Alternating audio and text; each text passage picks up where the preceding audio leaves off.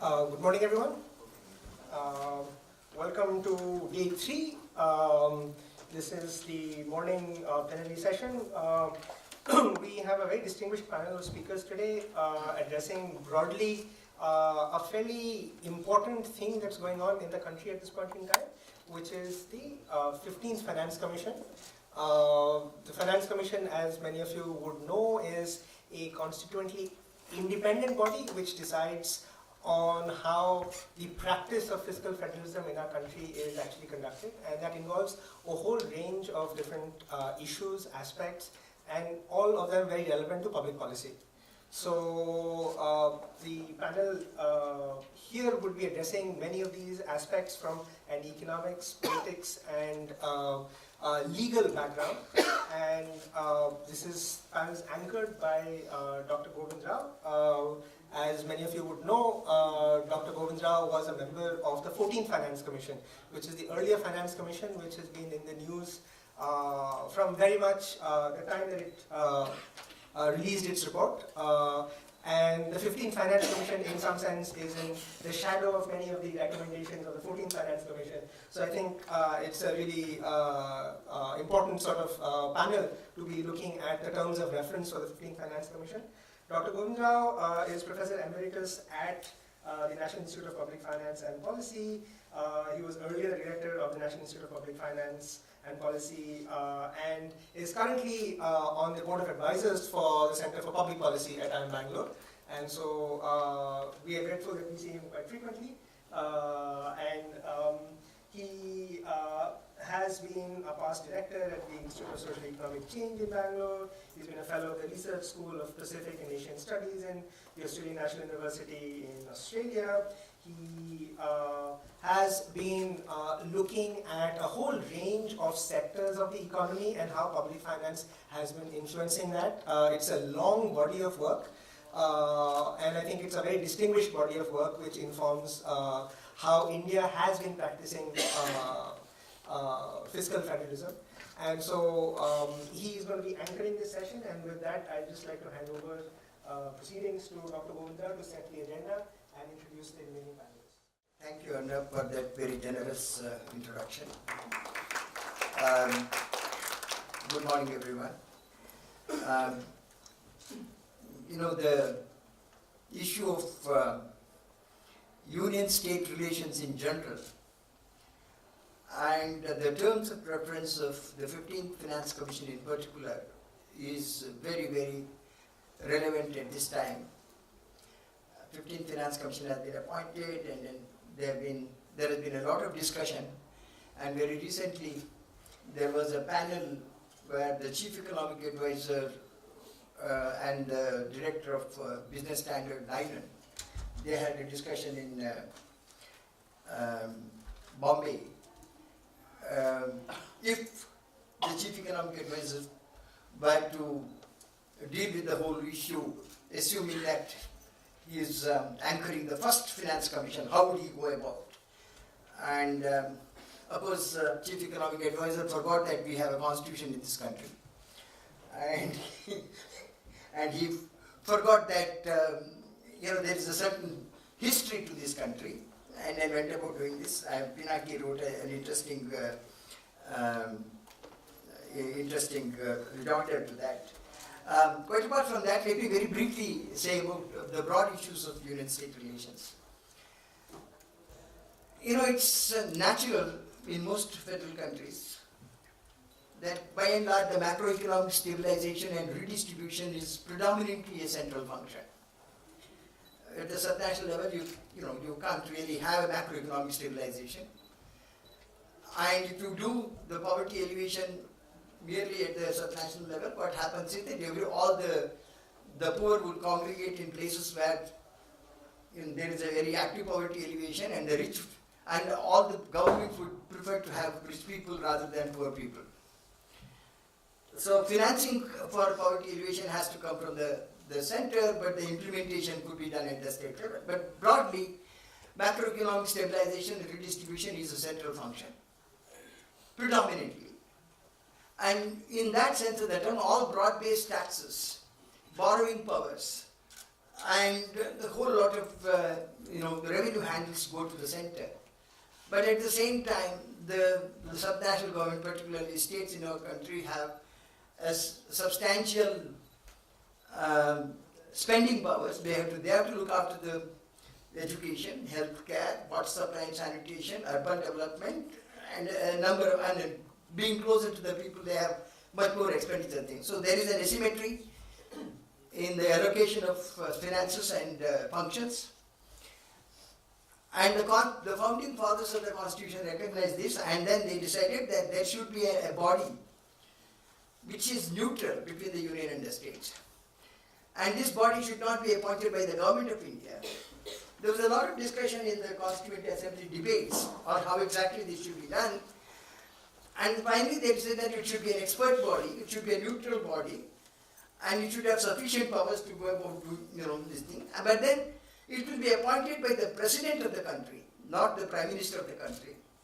So the Article 280 was inserted into the Constitution, which said the President shall appoint a Finance Commission within 2 years of the commencement of the Constitution, and thereafterwards every 5 years or earlier as may be required.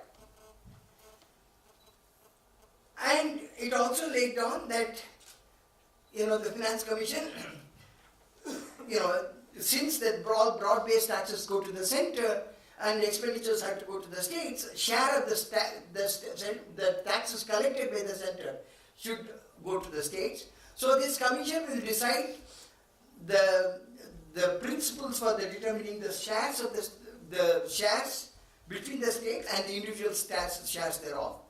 It should also determine the grants in aid of revenue to the states. And then at that time they said any other matter in the interest of sound finance. But after the 73rd and 74th Amendment of the Constitution giving recognition to the local governments, they also inserted an additional entry into the Article 280, which basically said measures to augment the consolidated fund of the states to supplement the resources of the local governments based on the recommendation of the state finance commissions. Because these are measures, it's not just giving money. But in any case, and then of course any other matter. So in this country we have had the 14th Finance Commission making recommendations, and this is one of those institutions which has earned respect over a period of time for being neutral, being apolitical, even when it was chaired by, even when it was chaired by some of the senior politicians. It was found to be neutral. And of course, it's not that 5 wise men, when the Finance Commission Act says that you should have 4 members and the chairman. Now, it also lays down the qualifications and experience required for them. But then at the same time, as I said, it has been quite neutral. But it's not just that 5 unelected members decide. There is a feeling that, these unelected fellows come and decide the entire scheme of things. These commission is supposed to make a recommendation to the President, and the constitutional provision also says the President will cause it to be placed in the Parliament. Which basically means the President sent it to the government along with the action taken report, what they are going to do with the recommendation, has to place it in the Parliament. And once that is, and so the devolution will be made only after that is made in the Parliament. So which means that the final decision on this is taken by the elected government, not by these 5 people. And that's something which, But then by and large, as far as the basic recommendations are concerned, the tax devolution and grants, and even the local body grants, there has been a tradition that these have always been accepted by the government. Except in the case of the 3rd Finance Commission, I will talk about it a little later. But otherwise, it has always been accepted. But there have been some problems over a period of time in the sense that, since the term, even though the commission is appointed by the President, the terms of preference is basically framed by the Government of India. And in the process, you see, the Government of India can nudge the Finance Commission to do this or that. It can also give directives, in fact, commission shall do this, although it comes from the President. So there are issues of that nature. And The 15th Finance Commission's terms of reference have come in for quite a bit of criticism on that account. And I thought this is an important public policy issue. There are legal policy issues, there are political issues, and there are economic issues involved. And therefore we have three very eminent scholars. We have Mr. Arghya Sengupta, who is a research director of Vidhi Center for Legal Policy. He had taught at the University of Oxford. He is alumnus of National Law School of Bangalore. Thank you very much, Professor Rao, for that introduction and for calling me to the session. And thank you also for making my job easier by speaking about the constitutional framework and giving a succinct summary of what the constitutional framework as far as fiscal federalism is about. So briefly today, in the 10 to 12 minutes that I'm going to speak on, I'm going to discuss three issues. I'm going to build on some of the themes that Professor Rao has just mentioned, which is the fact that we have a center-heavy federal structure and what the original understanding of the Finance Commission was. As he said, there have been a fair few Constituent Assembly debates on the Finance Commission, and the Founding Fathers had an envisaged role for the Finance Commission as an independent arbiter, though appointed by the President. So first is what the Constitution says about the Finance Commission and its role. The second is looking at the terms of reference of the Finance Commission specifically. And I'm going to try and go through each of these terms against the constitutional framework that I would have mapped out in part one of my comments, and to see as to how these can be interpreted in order to ensure that the Finance Commission remains independent in both letter and spirit. And thirdly, I'm going to finish off with a few concluding thoughts about the political economy issues around the Finance Commission and its functioning in the larger framework of functioning of institutions in India today. Perhaps that's something that Professor Arora might build on, but I'm just going to leave you with a few thoughts on that issue because it would be incomplete to discuss the law without discussing the context in which the law is functioning. So, as far as the basic constitutional framework is concerned, everybody knows, irrespective of whether you're a lawyer or not, as Professor Rao pointed out, that it is de rigueur for any constitutional framework to be center-heavy in the interests of macroeconomic stability. And the Indian Constitution, despite the fact that it was drafted over a period of 3 years with a lot of discussions, didn't question that fundamental premise, and we see that flowing through the entire chapter of federalism in the Constitution, that the Constitution is largely center-heavy. And this can be seen in three particular ways. First is the division of powers between the center and the states.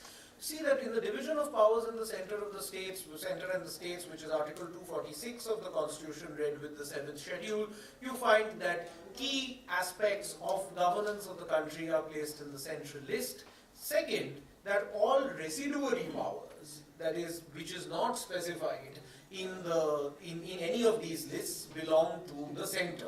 So one area that I have been working on recently has been in the area of privacy and data protection. The constitutional framers obviously didn't have privacy and data protection as an issue where there was a specific delineation as to whether the state or the center would legislate, so that would belong as a matter of residuary power with the center. Now, as far as the fiscal division of powers is concerned, and again, as it was well understood by the framers of the Constitution, that the center would be responsible for collecting a large number of taxes, but there would be a large amount of this which would have to be redistributed to the states. And this is where we find that there are three articles of the Constitution that are particularly relevant. That is first Article 270, which is the divisible pool, and how the divisible pool will be divided among center and states. 2 is Article 275, which is the grants in aid that will go from the center to the states. And 3 is Article 282, which is actually a miscellaneous provision which was meant to defray certain additional expenses that the state might have or the center might have, but became prominent because of the Planning Commission and the planned expenditure that was made under Article 282. So these three are the critical aspects of the framework of fiscal federalism, and key to 270 and 275, though not 282, was the Finance Commission, which is set up under Article 280 of the Constitution. Now, with regard to the Finance Commission, I thought it would be interesting to take something from what B.R. Ambedkar said in the Constituent Assembly. There was a debate between Hridaynath Kunzru and B.R. Ambedkar in the Constituent Assembly as to what the specific role of the Finance Commission would be, particularly regarding how independent it would be in its functioning. And Pandit Kunzru had foreseen that there might be difficulties if the Finance Commission were given too free a hand in its functioning.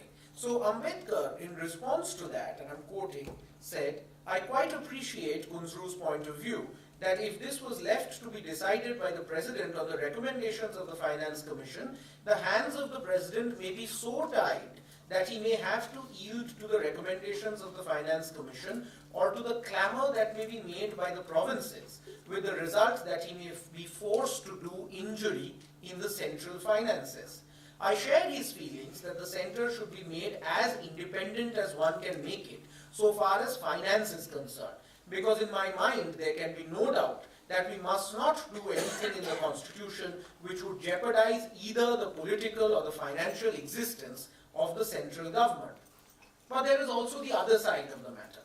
That is, suppose there was a clamour made by all the provinces, which is perfectly possible to imagine, because it is their common interest, urging the President to allocate more revenue to the provinces. Would it not be placing the President at the mercy of the provinces? If, on the other hand, there was a report of the Commission containing recommendations that the centre should not give more revenue under the income tax to the provinces, it would, in my judgment, strengthen the hands of the President in refusing to accede to such a clamour from the provinces." So here it's clear that the Finance Commission was meant as a mediating institution. It was an independent institution which was meant to mediate between legitimate demands, both of the provinces as well as the centre. Because Professor Dr. Ambedkar realized that it could go in either direction. The centre would obviously want funds to be kept for itself in the interests of macroeconomic stability, whereas states, on the other hand, would have similar demands.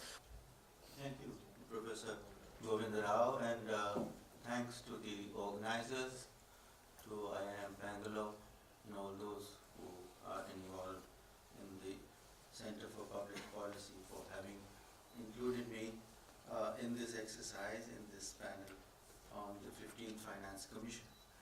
Now, Arghya has made my task very much easier because not only the terms of reference, but I think he has pointed to a larger issue, the larger issue being the credibility of autonomous institutions, and that is something that is concerning many of us in terms of how the federal system is going to survive. What is the future of the federal system if autonomous institutions which are designed to maintain a balance between the center and the states are in trouble, are in jeopardy, are their motives and their performance become suspect. So what I propose to do is to raise a few questions and then try and give some answers in terms of cases that I would like to particularly take up. The overall question that one could begin with is, are the terms of reference adapted to the federal system as it exists today? So from a political science perspective, the starting point would be that the federal system today is very different to the federal system, for example, for the first 10 finance commissions. The last 30 years have seen changes. Do the terms of reference in any way reflect an awareness that we are no longer in the federal system that was termed quasi-federal by K.C. Weir, and which very literal interpretation of the Constitution would have us believe. Second point here is that there are limits for the functioning of the federal system, there are limits of economic empowerment through fiscal devolution. That is necessary but not sufficient. And for decentralizing federal democracy, there are a host of other factors which need to be taken into account. Now, terminological statement at the outset, federalism is not synonymous with decentralization. I think it should be obvious. Federalism moves on an axis of centralized to decentralized, and you can be positioned at any particular point of time, at any particular point in the scale, going from centralization to decentralization. The tendency has been a steady movement in some spheres, not in all, and here I will make major qualifications, towards decentralization. But what I will try to show is that centralization is hardwired into the DNA of the federal constitution, of the Indian constitution rather, and that to change that will require much more than merely allocation of resources, a trend that the 14th Finance Commission started. So the bar has been raised high for this 15th Commission, because they will be judged in relation to the 14th as to whether they are continuing the trend or reversing it. I think that is a key issue that we will look to, is that the trend towards giving the states, empowering the states and the local bodies in a more decentralized, a more federal framework, is whether this commission carries out or lives up to that promise. The question of autonomy is at the core of the debate. And when we are going through these things, I think we need to reflect on what nurtures it, what safeguards it, and in this, state capacity is a key issue. State capacity of the federated states, because the central state has, by all evidence, surplus capacity which it allows to overflow into the domains of the states. Decentralization, there have been pulls, but they have consistently encountered resistance. And there's been a constant tension with local developmental empowerment. So, what do we see in the case of the 15th Finance Commission? As I said, it will be on test, and the high expectations, the bar that has been established, will be the measure of its commitment to both federalism and decentralization. Because federalism, there is a lot of lip service. Everyone has their own adjective for federalism. You call it cooperative, you call it competitive. Basic issues of definition of federalism remain outside these objectives, these adjectives. And I think that commitment will be measured when we have the report. There are a number of tension areas in the terms of reference. Some of them have been referred to already. I'm not going into the question of population. More importantly, the conditionalities, the way in which the Commission is asked to adopt a normative approach, and as Professor Rao said, he used the term nudge. Now you can nudge softly or hard. You can, and in the official vocabulary, shall is may and may is shall. That's been long, that distinction was long established, that interpretation. So How hard is it being nudged? We have to take a measure of that, how capable it is of resisting those nudges or winks or whatever. That is something that we'll know. There have been, to my mind, three main game-changing initiatives of the present regime. Aadhaar, GST and demonetization. And all three initiatives, I'm not talking about social policy and health insurance and this and that, talking about things concerning the functioning of the state and of the federal system. None of them can be termed decentralizing. They are all aimed at building a more centralized state, and we'll take up a case study. I thank Center for Public Policy, Bangalore, for inviting me to give my views on the QR of the 15th Finance Commission. I think 15th Finance Commission's TOR has been an issue that is discussed by states, academic as well as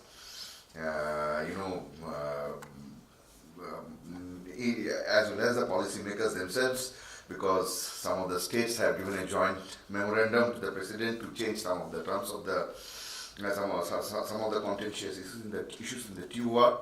Since nobody has spoken about the 1971 and 2011 population, that's the shift, because that was something which we had continued for quite some time. Now this Finance Commission has been asked to take 2011 population for the Commission to use as an indicator for the devolution of resources. So I will speak about that.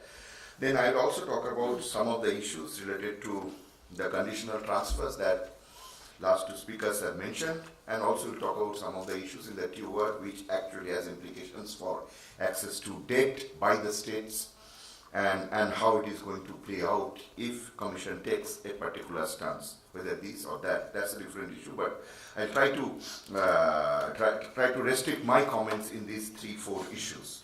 Now, to start with, I'll say that the primary job of the Finance Commission is to assess needs of both union and the state governments in division of resources, right? So if you are using 1971 population to assess need of 2018, I think that's not a fair proposition. So if this commission has been asked to take 2011 population, I think that's an improvement. And that ceteris paribus, other things remaining constant, can result in can result in a reduction in the flow of resources to some of the states where their share of population in total population of India has declined between 1971 and 2011. That concern may be genuine, but saying that it should not be used, I think probably is not fair. So I think that way this TOR actually does something where you can have a more appropriate assessment of need. How you assess need is a different question, but use of 1971 population is certainly not something which should be continued. And to this, I think bit of history is very important. I think in the case of 14th Finance Commission Award, also 2011 population was used, and it was given 10% weightage. So it is not the 15th Finance Commission is using it. Actually, it was started by the 14th Finance Commission. It was used as an indicator of demographic change. And if we look at the share of population, and here there is a question of north versus south, and the issue has become extremely political. I had written on this in newspapers, and if we look at the decline in population, it hasn't happened only in the southern states. I think for southern states, the share of population between 1971 and 2011, of course, has declined, but Telangana, it has gone up. So south is not a homogeneous entity. And it has also declined in other states, and those states are poorer states like West Bengal, Assam, and Orissa, and then in Himachal. So there are 10 states where the population share has declined. It's not only the 4 southern states or the 5 southern states. So it is not that because of use of 2011 population, only the southern states are going to lose. I think if everything, other things remaining constant, the loss can be widespread across many states. So that's the first one. Second question on the question of population is also a supporting, or rather probably they thought that it might create problems. So there is this additional keyword which says which said effort and progress made in moving towards replacement rate of population growth, and some grants could be given. Now for that you don't need a finance commission, because if there is a decline in the population, and that is real for the states, you have the data, the population has declined in Kerala, Tamil Nadu, Karnataka, Andhra, West Bengal, Odisha, I think you can always give a grant. Why do you need a finance commission to do that? So putting it on the finance commission to decide how much money should be given, because some states have achieved replacement level of fertility, I think is something which is uncalled for. So it was not required. So it could have been given by the central government. But they don't have to wait for the finance commission award. So that's my view on the population. And second issue that I would like to mention here is the composition of transfer. When we are talking about conditional transfer, unconditional transfer, we have to understand the overall structure of transfers. Now, if we look at the overall structure of transfer from the Finance Commission, post 14th Finance Commission, 91% of transfer is in the form of tax devolution. Rest is grant. And those grants, if you look at the 14th Finance Commission, had three, that is disaster relief, revenue deficit grant, and then grant to the local bodies. Now, if the 15th Finance Commission will have to take into consideration all the TOR that has come as other matters, that the non-core TOR, which includes ease of doing business, incentive reward for centrally sponsored schemes, New India and all that, if that has to be done, either you have to reduce the share of tax devolution in the total transfer, or you have to increase the overall volume of transfer. Now, given the total money that is flowing to the states now is around 65% of the central divisible pool of central taxes, that means you don't give the states the cess and surcharges that is collected by the central government. So cess, surcharge and the cost of collection is taken out. That constitutes the divisible pool, and from that divisible pool, around 65% of taxes go to the state. So I think it's a significant amount. The scope for increasing that further is limited. So if that threshold has already been reached and there is very limited scope for increasing that further, in that case, this set of TOR, which actually indicates a conditional grants to be given by the Finance Commission, would imply a reduction in the share of tax devolution in the total transfer. So we are moving away, in a way, from the process that was set by the 14th Finance Commission, giving more autonomy to the states, to reduce that autonomy to a level where you can actually push centrally sponsored schemes. So I think that's the indication of the TOR, and if that happens, that will be complete reversal of what the 14th Finance Commission did. Second issue that I would like to mention, some of the things I think was done, but certainly the implication could be very different, because in one place it has said that the TOR says that improvement in GST collection. So improvement in GST collection, when the tax base has been merged, it's a responsibility of both union and the states, because after all it's the GST council which decides. So how do you separate out incentives for states and center when the tax base is common? I think that is something which is very important, and I really do not understand how it comes as a TOR.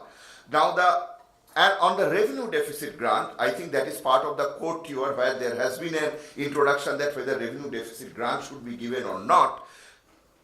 And the issue that becomes critically important here is, when the revenue deficit grant, when a state becomes eligible for revenue deficit grant, it is after you give tax devolution, and still if a state has a gap that needs to be covered, then you give a revenue deficit grant. And that revenue deficit grant is also completely unconditional grant. So it's like tax devolution only. Now if you say that, you see the feasibility whether revenue deficit grant should be given or not, you are essentially asking the Commission to assess in such a manner that post devolution no state is in deficit. So that is actually implying an assessment, unrealistic assessment of revenue need and expenditure requirements of states. So I think if that happens, and if that central commission does not do that, then the commission does not do that, and still you have a large revenue post-devolution revenue deficit which has to be covered by grants. If it is conditional, then the quality of the grants, then it may so happen that, because there are discussions, unofficial of course, I was told that there is a strong discussions within the system about it should be linked to the revenue deficit reduction. So you reduce, then you get a grant. So such issues can become really problematic in center-state relation, because that's not the way we have functioned, and revenue deficit grant is almost like a tax, is a tax devolution.